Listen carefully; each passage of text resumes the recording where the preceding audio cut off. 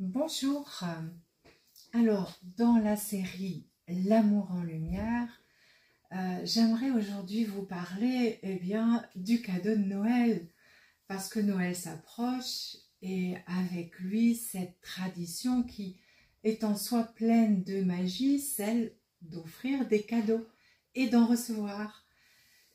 Mais aujourd'hui, j'aimerais aller au-delà de l'objet pour explorer la manière dont on offre un cadeau. Car au fond, ce n'est pas tant le cadeau lui-même qui compte, mais l'intention, l'énergie avec laquelle on va l'offrir ou on va le recevoir. Hein. Attention. D'ailleurs, beaucoup de personnes n'aiment pas cette période de Noël et souvent, si on parle, souvent ils n'aiment pas ni offrir ni recevoir, et cette histoire d'offrir des cadeaux ou de recevoir des cadeaux est compliquée pour eux. Ils ont souvent été déçus d'une manière ou d'une autre et du coup ils ne vont plus prendre plaisir aux fêtes. Alors vous me direz, oui mais Noël c'est pas les cadeaux. Alors oui et non, c'est vrai que c'est la période du Père Noël et le cadeau a un symbole qui peut être important et qui fait plaisir et qui fait partie de la fête. Donc, j'aimerais que nous pensions ensemble à ce que peut être un cadeau. Déjà, dans sa préparation, le cadeau, c'est un acte d'amour. Quand vous choisissez un cadeau, vous prenez, je l'espère, un moment pour penser à la personne à qui vous allez offrir le cadeau. Quels sont ses goûts, quels sont ses besoins, qu'est-ce qu'il pourrait illuminer son cœur, qu'est-ce qui lui ferait plaisir. Ça demande souvent aussi de prendre le temps dans les périodes précédentes, par exemple les fêtes de Noël, mais ça peut être aussi l'anniversaire, d'être à l'écoute de la personne pour être au courant de ce qui lui ferait plaisir. Dans ce cadeau, il y a donc toute une part d'attention. Le nombre impressionnant de personnes qui arrivent comme ça à une date, ils disent « mais qu'est-ce qui ferait plaisir à la personne ?» Eh bien, cela prouve quand même que nous sommes à ce moment-là peu à l'écoute des besoins de l'autre, de ce qu'il a dit peut-être dans l'année, parce que par exemple, quand vous êtes avec vos enfants ou votre compagne ou votre compagnon, souvent la personne dans l'année a exprimé des choses. Essayez de penser à les noter, par exemple, pour vous en souvenir le moment venu, afin effectivement de ne pas vous poser la question un peu au dernier moment et de souffler, faut faire un cadeau. Il n'y a rien de pire que d'avoir quelqu'un à côté de soi. Moi, mon premier compagnon était comme ça, le père de mes enfants. Chaque fois qu'il arrivait une date d'anniversaire, Noël, la fête des mamans, je l'entendais souffler. Il va falloir encore te faire un cadeau. À ce moment-là, quand on reçoit le cadeau, on n'a pas envie tellement de le recevoir, ce cadeau, parce que on prend conscience qu'en fait, il a trop coûté à l'autre. En plus, l'autre nous l'exprime. Et du coup, on ne prend pas plaisir à recevoir un cadeau comme ça. Alors, en vous posant ces bonnes questions, vous semez en fait des graines d'amour dans ce geste d'aller à la rencontre et à la recherche d'un cadeau pour l'autre.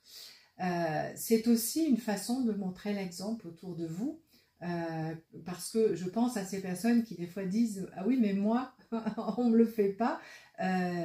C'est aussi l'art de pouvoir dire aux autres, tu vois, personnellement, moi j'ai pensé à toi tout le long de l'année. Donc quand tu me demandes, qu'est-ce que tu voudrais à Noël ou là, j'aimerais que tu sois aussi... En fait, ce que je voudrais, c'est que tu deviennes aussi attentive à moi, à qui je suis, à ce que je suis, à ce que j'exprime, etc., que ce que je le suis pour toi. C'est aussi un cadeau, en fait.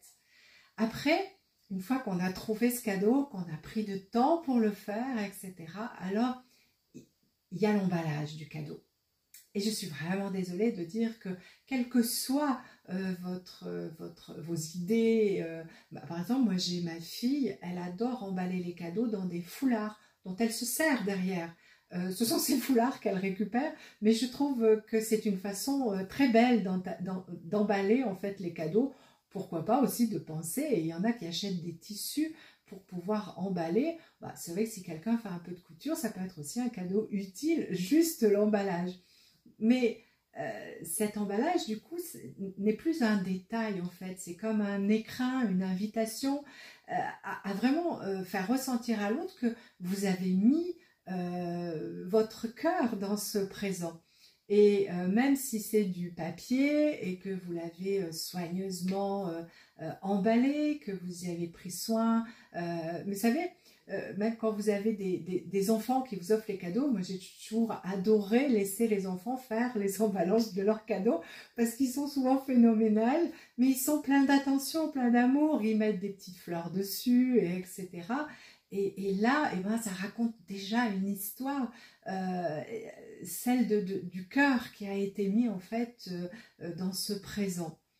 Donc, pensez à cet emballage et surtout, je vais vous inviter aussi à penser à vous, donc à vous faire un cadeau avec le même soin que pour quelqu'un d'autre et du coup à vous l'emballer comme pour tout le monde. C'est très très important. Après, j'ai envie de vous parler donc du moment où on s'offre ce cadeau.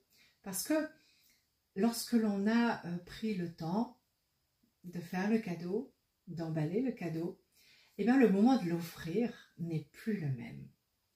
Voilà, il s'est un peu chargé de notre cœur et de toute notre énergie. Et là, on a envie de regarder la personne dans les yeux, de savoir vraiment ce qu'elle ressent quand on va lui offrir ce cadeau, parce qu'on y a vraiment pris ce soin.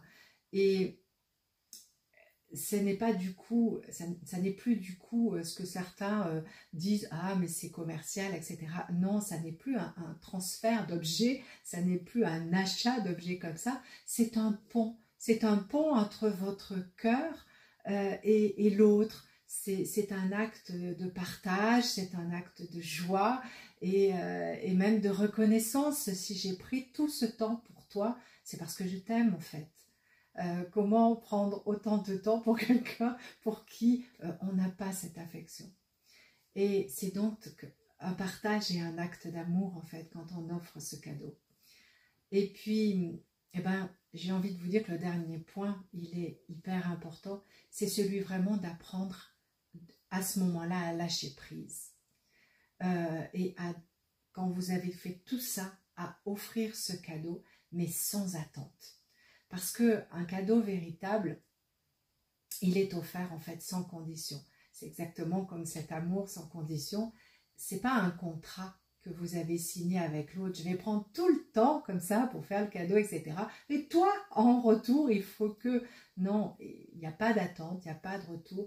C'est un acte libre, c'est un geste absolument d'amour pur. Et donc, finalement, peu importe la réaction de l'autre, parce que vous avez mis tellement votre cœur dans ce cadeau que se trouve là déjà tout le plaisir et tout le bonheur. Ce simple fait d'offrir avec le cœur, c'est déjà un trésor. Voilà. Alors, j'aimerais finalement vous dire que offrir ce cadeau à ce moment-là, c'est un peu une manière de dire à l'autre, je te vois, je t'apprécie, je t'aime et je prends ce temps pour te célébrer. Aussi, au milieu de tous les cadeaux que vous faites, faites-en un pour vous. Parce que s'offrir un cadeau pour soi, c'est avec le même soin, avec le même amour que vous l'offririez vous allez l'offrir pour tous les autres. C'est aussi pour signifier que vous vous aimez et que vous êtes finalement devenu votre meilleur ami. Et vous savez quoi? C'est aussi parfois une façon de ne pas être déçu de ces cadeaux. Offrez-vous le cadeau que vous attendez en réalité. Allez-y, offrez-le vous, ne l'attendez plus de personne et ainsi, vous ne serez pas déçus par vos cadeaux.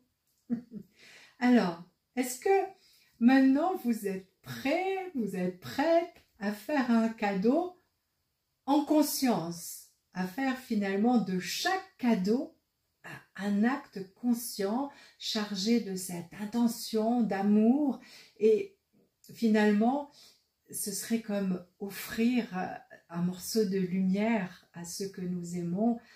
Cette série s'appelle L'amour en lumière, donc le plus beau cadeau en fait que nous pouvons offrir aux autres, eh ben, c'est d'être aligné avec nous-mêmes et c'est refléter cette lumière d'amour. Alors, avec tout mon cœur, si vous avez déjà fait vos cadeaux, eh bien, pensez-y, pensez à y remettre le cœur. Parfois, peut-être ça vous donnera l'élan de faire autrement pour offrir vos cadeaux. Mais vraiment, je vous souhaite de passer un temps agréable. Et si vous êtes seul, eh bien, pensez à vous offrir le plus beau cadeau que vous aimeriez recevoir. Voilà. Avec vos moyens, bien sûr, mais pensez à vous offrir ce cadeau à vous. Vous êtes votre meilleur ami. Je vous souhaite vraiment de tout mon cœur une période de Noël lumineuse et pleine de cadeaux sincères. À bientôt.